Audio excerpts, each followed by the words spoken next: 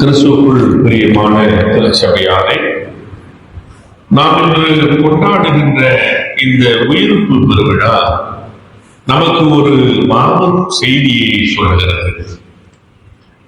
என்ன அந்த செய்தி என்று சொன்னால், உண்மை ஒரு பொழுதும் தோற்பது இல்லை, அன்பு ஒரு பொழுதும் அழிவது இல்லை என்கின்ற மாபெரும் செய்தியை நமக்கு சொல்லுகின்றது. இந்த பரிசுத்த நற்கருணை வழிபாட்டிலே நாம் பங்கெடுக்கின்ற பொழுது நம்மிடம் உள்ள பழைய இயல்புகளை கல்லறையில் புதைக்க வேண்டும். அன்பு, மன்னிப்பு, தியாகம் என்ற புதிய ஆடைகளை நாம் அணிந்து கொள்ள வேண்டும். சிலுவையை சுமந்தவர் இன்று சிம்மாசனத்தில் அமர்ந்திருக்கின்றார். அந்த அரசரின் பிள்ளைகளாக நாமும் உயிர்ப்பின் பிள்ளைகளாக உருமாற இங்கே வந்திருக்கின்றோம். மரணத்தை வென்ற மன்னவனை போற்றுவோம், துயரம் துடைத்த தூயவனை துதிப்போம், உயிர்த்தெழுந்த ஒளியில் நம் வாழ்வை அர்ப்பணிப்போம். அனைவருக்கும் ஈஸ்டர் பெருவிழாவின் நல்வாழ்த்துக்களை நான் தெரிவித்துக் கொள்கிறேன். குடும்பத்தின் சார்பாக அவர்களுக்கு அன்பாக நான் தெரிவித்துக் கொள்கிறேன். இன்றைக்கு இந்த உயிர்ப்பு பெருவிழாவை குறித்து கடவுளின் பெரியோர்கள் சொல்லியிருக்கின்ற ஓரிரு தகவல்களை உங்களுக்கு சொல்லிவிட்டு அருளுரைக்கு செல்ல நான் ஆசைப்படுகின்றேன். C.S. லூயிஸ் என்று சொல்லப்படுகிற தேவ மனிதர் இந்த உயிர்ப்பு பெருவிழாவை குறித்து அழகாக சொல்லியிருக்கிறார். கிறிஸ்தவம் என்பது சிலுவையில் முடிந்து விடவில்லை. கிறிஸ்தவம் என்பது சிலுவையில் முடிந்து விடவில்லை, அது கல்லறையில் இருந்துதான் உண்மையாக தொடங்குகிறது. இவ்வளவு அழகாக ஒரு கிறிஸ்டியானிட்டி எங்கே தொடங்குகிறது என்கிற ஒரு அழகிய வாசகத்தை C.S. லூயிஸ் என்று சொல்லப்பட்ட தெய்வ மனிதர் சொல்லுகிறதை நாம் பார்க்கிறோம். கல்லறைதான் திருச்சபைக்கான கருவறை என்பதை அழகாக அவர் குறிப்பிடுகின்றார். மார்ட்டின் லூத்தர் அவர் இவ்வாறு சொல்லுகிறார், நமது ஆண்டவர் உயிர்த்தெழுதல் என்னும் வாக்குறுதியை வெறும் புத்தகங்களில் மட்டும் எழுதவில்லை, வசந்த காலத்தின் ஒவ்வொரு இலைகளிலும் எழுதியிருக்கிறார் என்று மிக அழகாக சொல்லுகிறார். பாருங்க, இந்த வசந்த காலம் அழகாக மரங்களில் எல்லா இலைகளும் இருந்து அழகாக புதிய இலைகள் வருவது போல இன்றைக்கு கிறிஸ்தவம் அல்லது கடவுளுடைய பிள்ளைகள் நாம் இன்றைக்கு புதியவர்களாக ஒரு புதிய சிந்தனையிலே கடவுளும் ஒரு புதிய கடவுளாய் நம்மோடு காட்சியளிக்கிறார் என்பதை மிக அழகாக இந்த தேவ மனிதர் குறிப்பிடுகிறதை நான் பார்க்கின்றேன். இன்றைக்கு தென்னிந்திய திருச்சபையுடைய அட்டவணையில் நாம் தியானம் செய்யும்படியாக கொடுக்கப்பட்டிருக்கிற தலைப்பு உயிர்ப்பு சாவின் மீது வெற்றி. உயிர்ப்பு சாவின் மீது வெற்றி, ரிசரக்ஷன் விக்டரி ஓவர் டெத் என்கிற ஒரு அழகான ஒரு தலைப்பிலே நாம் தியானம் செய்வதற்கு என்று அழைக்கப்பட்டிருக்கின்றோம். இன்றைக்கு இந்த உயிர்ப்பு பற்றிய ஒரு அறிக்கையை நாம் படிக்கப்பட்ட வேத பகுதிகளிலே மத்தேயு நற்செய்தியாளர் மிக அழகாக ரிசரக்ஷன் அதனுடைய ரிப்போர்ட்டை அவர் பதிவு செய்கிறதை நான் இந்த நாளில் பகிர்ந்து கொள்ள ஆசைப்படுகிறேன். The report of the resurrection, அது மார்க் எழுதின நற்செய்தி நூலிலே 16வது அதிகாரத்திலே 1 துவங்கி 8 வசனங்களிலே அவை அழகாக பதிவு செய்யப்பட்டது. ஒரு ரிப்போர்ட் ஒன்றை சொல்றார், ஒரு அறிக்கை ஒன்றை அவர் சமர்ப்பிக்கின்றார். இயேசுவானவர் உயிர்த்தெழுந்ததை அறிக்கையாக சமர்ப்பித்த சிறப்புக்குரிய ஒரு மாமனிதர் இந்த மார்க்கு நற்செய்தியாளர் என்று நான் சொல்ல வேண்டும். ஒரு உண்மை என்று சொன்னால் 4 நற்செய்திகளிலுமே இந்த உயிர்ப்பு ஆண்டவருடைய மாபெரும் பெருவிழா அழகாக காட்சிப்படுத்தப்பட்டிருக்கிறது. பாருங்க, மத்திய 28வது அதிகாரம் 1 துவங்கி 8 வசனங்களிலும், லூக்கா 24வது அதிகாரம் 1 துவங்கி 12 வசனங்களிலும், யோவான் 20வது அதிகாரம் 1 துவங்கி 10 வசனங்களிலும், இதோ நாம் படித்துக் கொண்டிருக்கிற மார்க் 16வது அதிகாரத்திலும் அழகா இத எழுதியிருக்கிறத நாம் பார்க்கின்றோம். அப்ப நற்செய்தியாளர்கள் இந்த உயிர்ப்பு பெருவிழாவிற்கு எவ்வளவு முக்கியத்துவத்தை கொடுக்கிறார்கள். கிறிஸ்தவத்துல இந்த உயிர்ப்பு பெருவிழா தான் ரொம்ப பெரிய விழா. அதனாலதான் இது பெருவிழா என்று அழைக்கின்றோம், பெஸ்டிவல் என்று அழைக்கின்றோம். இங்கே ஆண்டவருடைய உயிர்த்தெழுதுதான் கிறிஸ்தவ மக்களுடைய கிறிஸ்தவத்தினுடைய ஆன்மாவாக இருக்கிறது. ஆகவே தான் இதற்கு இவ்வளவு முக்கியத்துவங்களை கொடுக்கிறோம். அண்ணன் கூட சொல்லுகிற சொன்னாங்க 4 மணிக்கு வழிபாடு. ஏன் அதற்கு 4 மணிக்கு வழிபாடு? அவ்வளவு முக்கியத்துவம் ஆண்டவருடைய உயிர்ப்புக்கு நாம் கொடுக்க வேண்டி இருக்கிறது. ஆண்டவருடைய உயிர்த்தெழுதலை அதிகாலையிலே பெண்கள் சென்று, நாம் இன்றைக்கு நவீன காலத்தில் இருக்கிறோம், ஆனால் அவங்களுடைய காலம் மிகவும் பின்தங்கிய ஒரு காலம். அந்த காலகட்டங்களிலே அவர்கள் ஆண்டவருக்கு அவ்வளவு முக்கியத்துவம் கொடுத்தார்கள். ஆனால் இன்றைக்கு நவீன காலத்தில் வந்திருக்கிற நாம் கடவுளுக்கு எவ்வளவு முக்கியத்துவத்தை கொடுக்க வேண்டும் என்பதற்கு இந்த 4 மணி வழிபாடே நமக்கு ஒரு சான்றாக இருக்கிறதை நான் பார்க்கின்றேன். சரி, இந்த பகுதியிலே ஓய்வு நாள் முடிந்ததும், இந்த வசனம் அப்படிதான் தொடங்குது. ஓய்வு நாள் முடிந்ததும் மகதல மரியாளும் யாக்கோப்பின் தாய் மரியா மற்றும் சலோமி ஆகியோர் இயேசுவின் உடலில் அங்கே நறுமணங்களை பூசுவதற்காக நறுமண தைலங்களை வாங்கியதாக 1வது வசனத்துல நம்ம படிக்கின்றோம். அப்ப இந்த நிகழ்வு இப்படிதான் தொடங்குறாங்க. ஆண்டவருடைய அந்த கல்லறைக்கு செல்ல வேண்டும், அங்கே நறுமண தைலங்களை கொண்டு ஆண்டவரை அங்கே அவருடைய உடம்புக்கு அந்த நறுமணங்களை பூசுவதற்காக அவர்கள் ஆயத்தப்படுகிற செய்தியோடு இந்த முதல் வசனம் தொடங்குகிறத நாம் பார்க்கிறோம். ஒரு நபர் இறந்து விட்டார் என்பதை உறுதிப்படுத்துவதற்கு 3 நாட்களுக்குள் கல்லறையை சோதிப்பது அன்றைய வழக்கமாக இருந்திருக்கிறது. ஏன் அவங்க அவ்வளவு காலையில போனாங்க அப்படின்னா, கல்லறையை சோதனை செய்து பார்க்க வேண்டும். 3 நாள் வரைக்கும் சோதிக்கலாம், டெஸ்ட் பண்ணலாம். இப்ப நம்ம கூட 40 நாட்கள் சோதனையில் இருந்தோம், அப்படிதானே? 40 days நம்ம ஃபாஸ்டிங் அப்படின்னா ஒரு சோதனை நாட்களுக்குள்ளாக இருந்தோம்.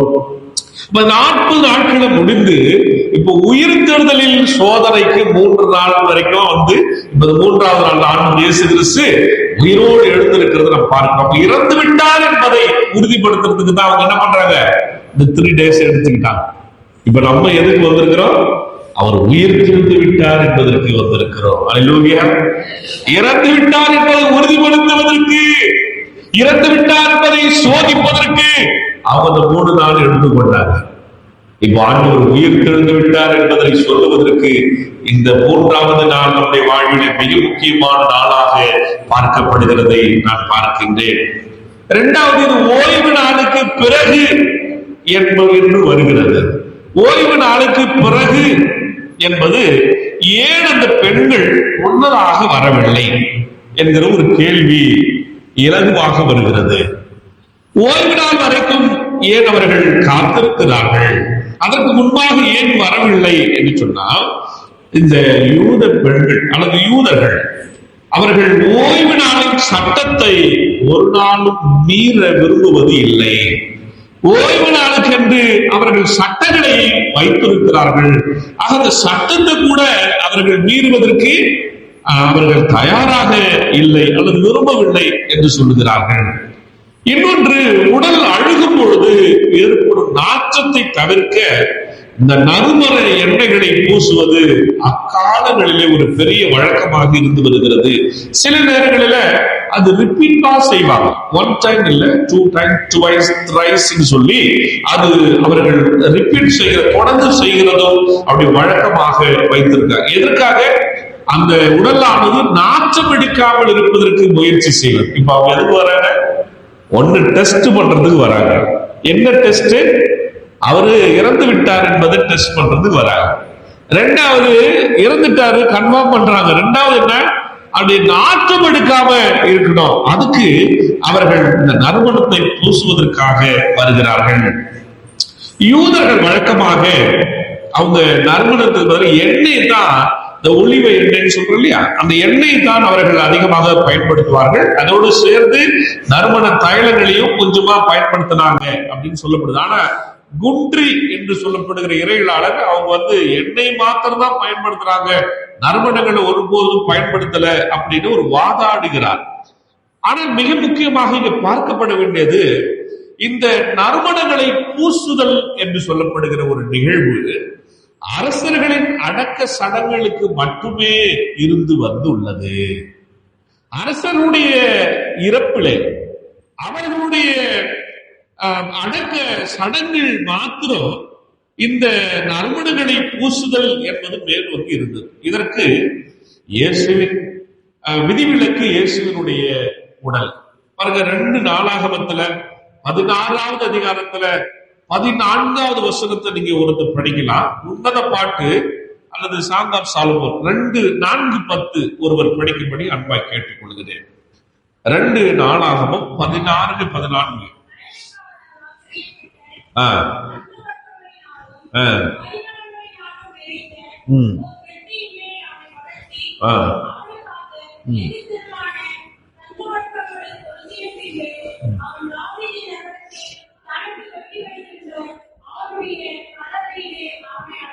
இங்க பாருங்க, ஒரு அரசரை அடக்கம் செய்கிற பொழுது அவர்களுக்கு செய்ய வேண்டிய ஒரு சடங்கு முறை, ஆனா இங்க இயேசுவுக்கு செய்வதற்கு முயற்சி செய்கிறார்கள்.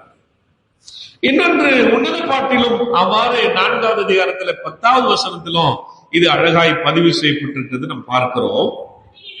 அது நிமித்தம் இல்ல 4:10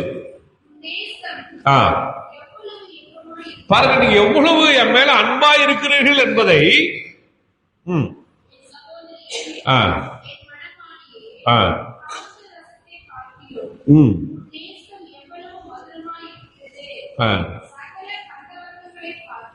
சகல கந்தவர்களை பார்க்கலும் உன் பரிமள தைலங்கள் எவ்வளவு வாசனா இருக்குது பாருங்க. அப்ப இது பாடல், அதனால அது ஒரு பாடல் மாதிரி அழகா அமைத்து கொடுத்திருக்கிறாங்க. இவை எல்லாம் பார்த்தீங்கன்னா அரசனுடைய அடக்க சடங்குகளுக்கு பயன்படுத்துகிற ஒன்றாக இருக்கிறது. ஆனால் இயேசுவின் உடலுக்கு நறுமண தைலமிட்டு இங்கே செய்வது எதற்கு என்று பார்க்கிற பொழுது, honouring the body of Jesus. இந்த பெண்கள் இயேசுவின் உடலை அவங்க கௌரவிக்கிறதுக்காக செய்யறாங்க. நம்ம ஊர்ல யாருன்னா கௌரவப்படுத்துறதுன்னா நம்ம என்ன பண்றோம், இப்போ ஷாலை போத்துறோம், டவல போத்துறோம், மாலையை போத்துறோம். ஆனால் இறந்தவர்களுக்கு அவர்கள் என்ன செய்கிறார்கள், இந்த நறுமணத்தை பூசுகின்ற ஒரு பழக்கத்தை அவர்கள் கொண்டிருக்கிறார்கள். சிலுவை சாவினாலே, இன்னொரு மிக முக்கியமானது, சிலுவை சாவினாலே இறைமகனுக்கு ஏற்பட்ட அவமானத்தை துடைக்கிறார்கள். ரொம்ப முக்கியம். முதல்ல அவங்க அவருக்கு ஒரு கௌரவத்தை செய்யறாங்க, honouring the body of Jesus.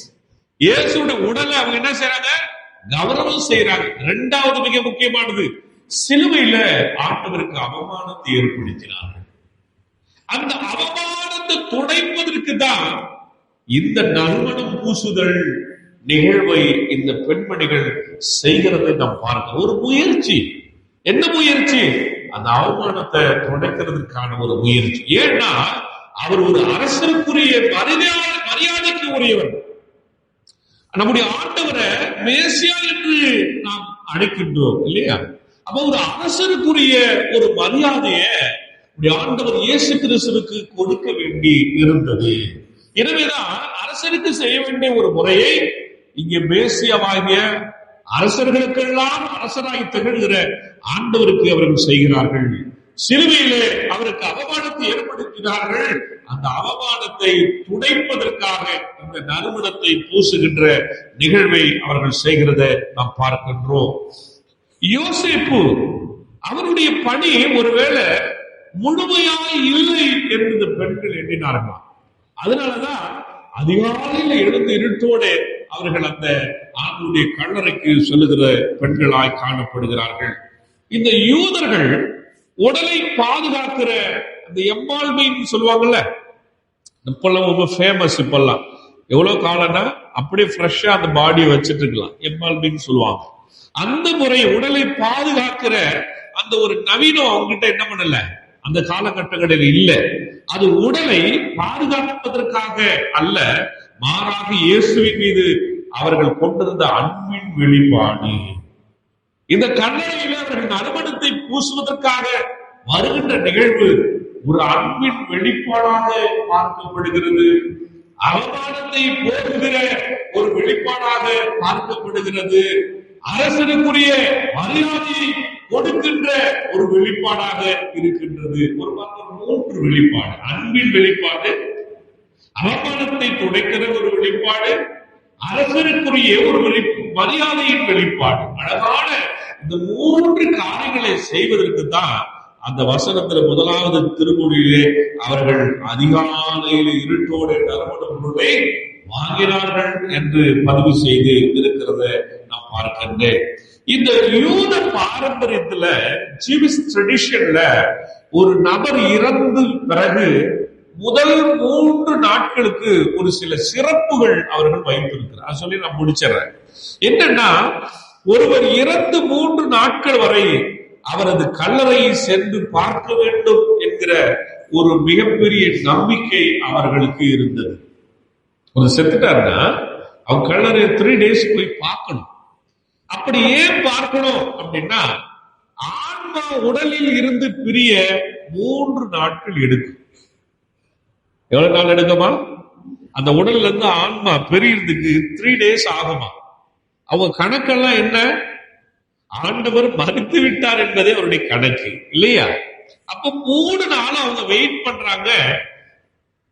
ஒரு காரணம், அவர்கள் நான் ஏற்கனவே சொன்ன பெண்மணிகள் ஏன் 3 நாள் வெயிட் பண்ணாங்க அப்படின்னா, அவருடைய சட்டங்களுக்கு அவர்கள் கீழ்ப்படிந்து இருந்தாங்க.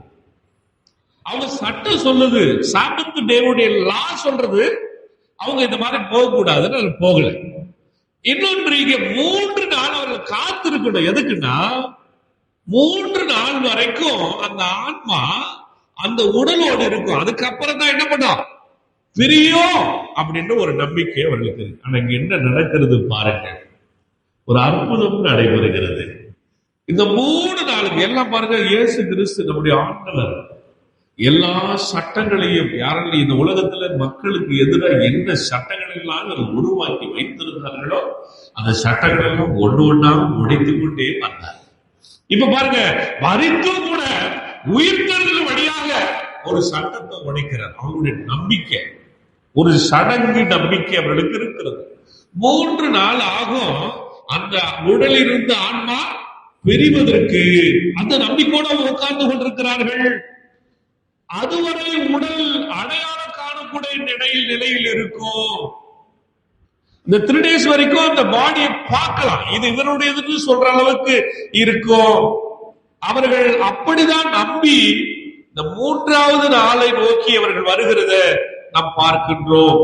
இது ஒரு கடைசி வாய்ப்பா அவங்க பார்க்கிறாங்க. பாருங்க, இப்ப நமக்கு வாழ்க்கையின் முதல் வாய்ப்பாக மாற்றுகிறார் ஆண்டவர். அங்கே ஆண்டவருடைய கல்லறைக்கு செல்லுவது கடைசி வாய்ப்பு, last chance, the last opportunity. But Christianity, this is the beginning. கிறிஸ்தவத்திற்கு இதுதான் ஒரு துவக்கம். ஆண்டவருடைய உயிர்த்தெழுதல் தான் ஒரு துவக்கம். வாழ்க்கையில் ஆண்டவர் என்ன செய்யறாரு, எல்லாம் முடிஞ்சிருச்சுன்னு இந்த உலகம் சொல்லிடலாம். ஒருவேளை எல்லாம் இவ்வளவுதா என்று சொல்லி இந்த உலகம் சொல்லிடலாம். ஆண்டவர் வாழ்க்கையில் இருக்கும் பொழுது, உயிர்த்தெழுதல் தேவனுடைய வாழ்க்கையில் இருக்கும் பொழுது எல்லாம் இப்பதான் தொடங்கும். கர்த்தருடைய வாழ்க்கையில எல்லாவற்றையும் தொடங்குற தேவனாக இருக்கிறார். முடிஞ்சுன்னு நினைச்சு எல்லாம் அவங்கள ஒருவேளை உங்களை நிறுத்தி வைத்து விடுவார்கள். அவ்வளவுதான் அவன் லைஃப் நினைச்சிருப்பாங்க. ஆண்டவர் உயிரோடு எழுந்து என்ன செய்யறார் தெரியுமா?